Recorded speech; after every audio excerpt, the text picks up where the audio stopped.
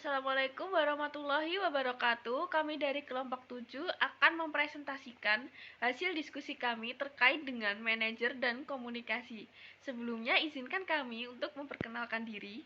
Dimulai dari saya, Firliana Rizky Ramadina, NIM B 300 2289. Perkenalkan, nama saya Larasati Fauzia, NIM B300220088. Perkenalkan, nama saya Marcella Nurul Kasana, NIM B300220090. Perkenalkan, nama saya Yuninda Rahma Susanto, NIM B300220087. Perkenalkan, nama saya Arya Triatmojo dengan NIM B300220086.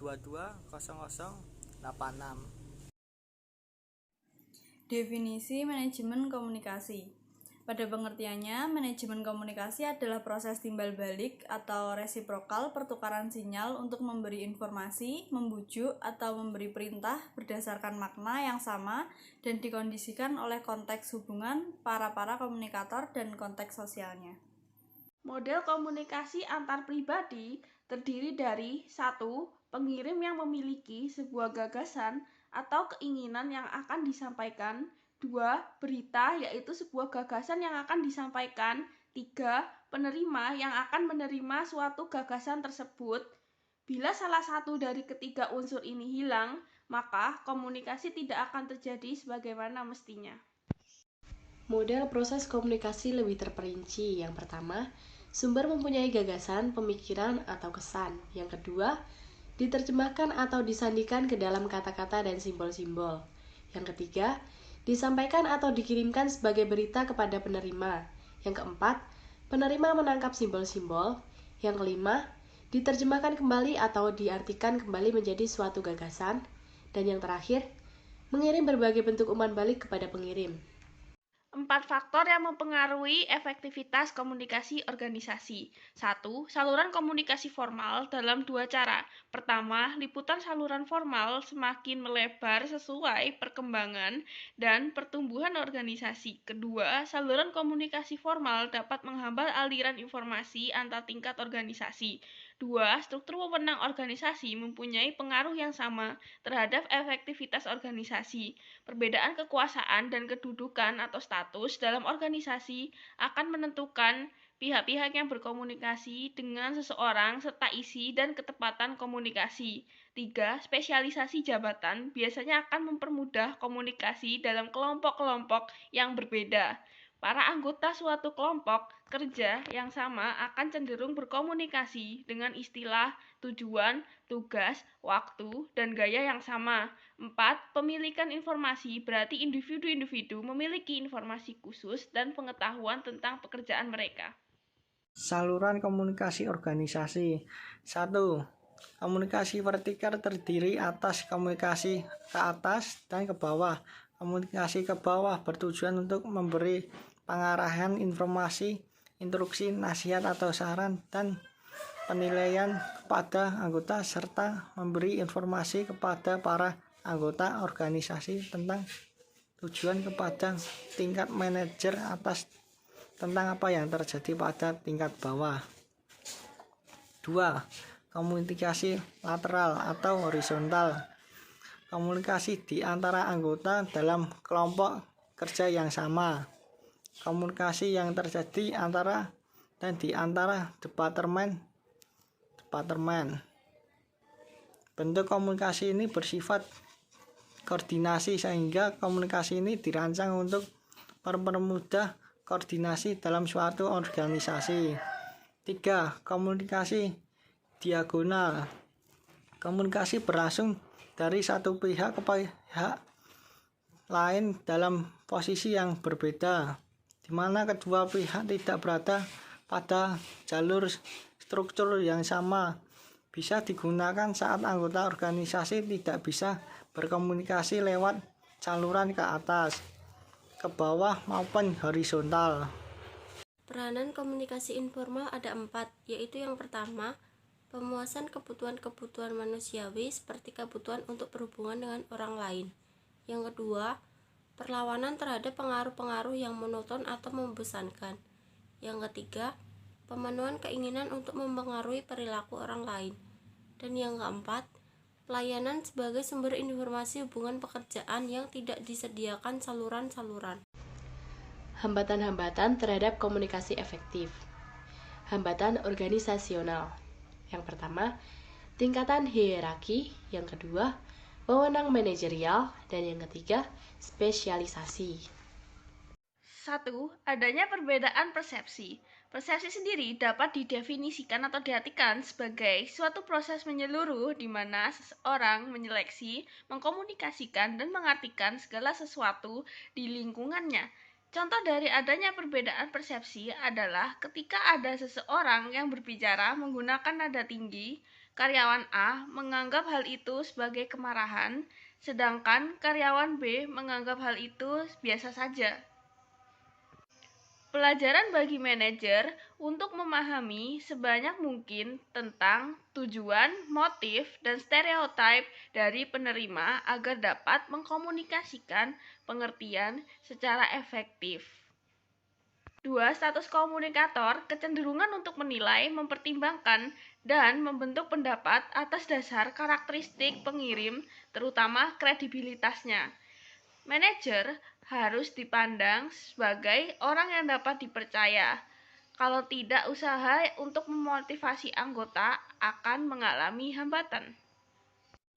3. Keadaan membela diri. Keadaan membela diri seseorang mengakibatkan ekspresi wajah, gerakan tubuh, dan pembicaraan tertentu, dan sebaliknya meningkatkan tingkat pembelaan di pihak lain.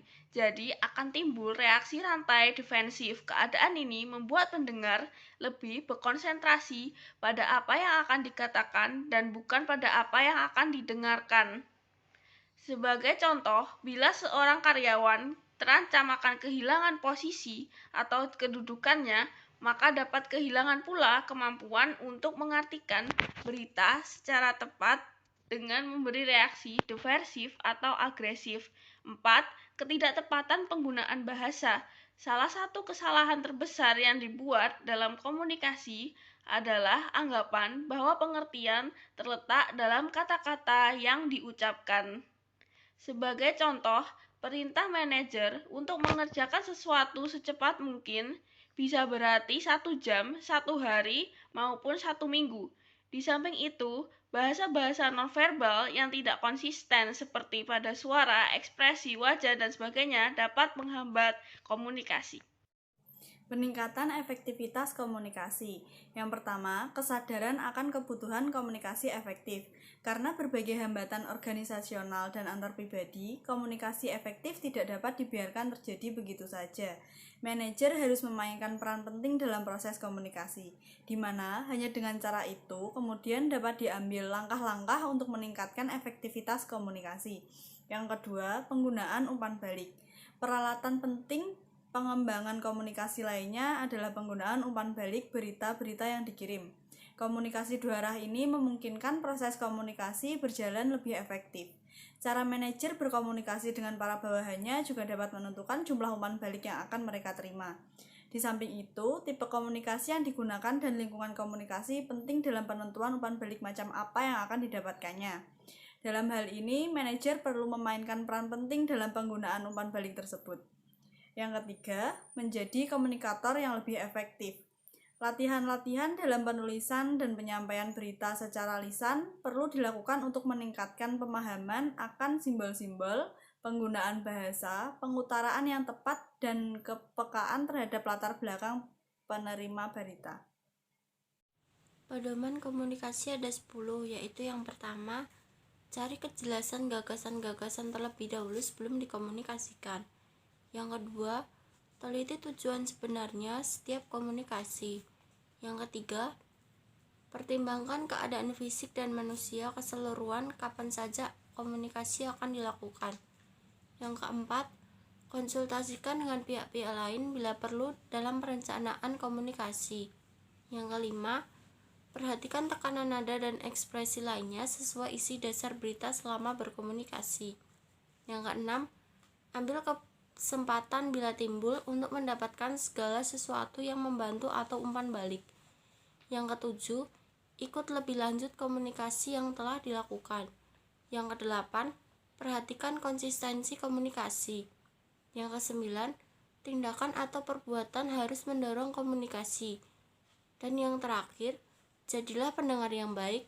Berkomunikasi tidak hanya untuk dimengerti, tetapi untuk mengerti. Jenis komunikasi organisasi terbagi menjadi dua. Yang pertama, komunikasi formal, yaitu komunikasi yang harus mengikuti rantai komando di dalam organisasi. Contoh, staf lapor kepada supervisor, supervisor lapor kepada manajer, manajer lapor kepada general manager. Yang kedua, komunikasi non formal, yaitu komunikasi yang tidak menghiraukan struktur dan hierarki dalam organisasi. Karyawan cenderung merasa lebih puas dan komunikasi lebih lancar. Aliran-aliran komunikasi. Yang pertama, upward atau ke atas, yaitu komunikasi yang mengalir dari bawah atau karyawan ke atas atau manajer untuk memberikan gambaran jelas tentang kebutuhan karyawan dan dapat meningkatkan kepercayaan dan rasa hormat antar sesama. Yang kedua, downward atau ke bawah, komunikasi yang mengalir dari manajer ke karyawan untuk menyampaikan informasi, mengarahkan, mengkoordinasi, dan evaluasi. Yang ketiga, horizontal, yaitu komunikasi yang terjadi antar sesama karyawan untuk memudahkan dalam koordinasi. Yang keempat, diagonal, yaitu komunikasi yang memotong hierarki dan departemen terjadi antar unit yang berbeda dan jenjang jabatan yang berbeda demi efisiensi dan kecepatan dalam menyampaikan pesan. Tipe-tipe jaringan komunikasi. Yang pertama, chain network. Chain network adalah komunikasi yang mengalir sesuai rantai komando upward dan downward. Yang kedua, well network adalah semua aliran komunikasi keluar dan ke dalam terjadi melalui manajer atau penghubung ke semua anggota. Yang ketiga adalah all channel network adalah komunikasi yang mengalir bebas antar anggota tim. Sekian presentasi dari kelompok 7. Apabila ada salah kata, mohon dimaafkan. Wabillahi taufik wal hidayah. Wassalamualaikum warahmatullahi wabarakatuh.